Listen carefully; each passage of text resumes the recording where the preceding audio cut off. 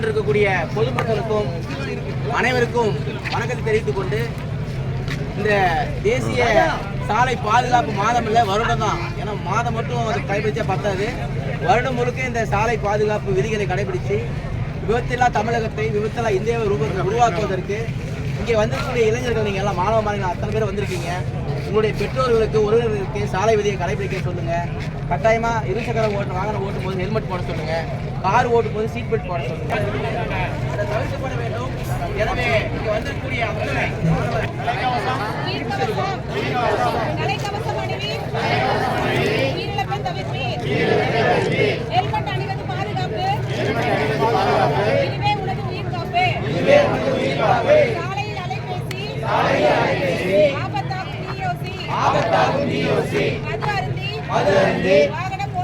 வாகனம் ஓட்டாதே, வேகம் விவேகம் அல்ல, சாலையில் ஓட்டாதே, வழியில் பயணம், நொடியில் மரணம்.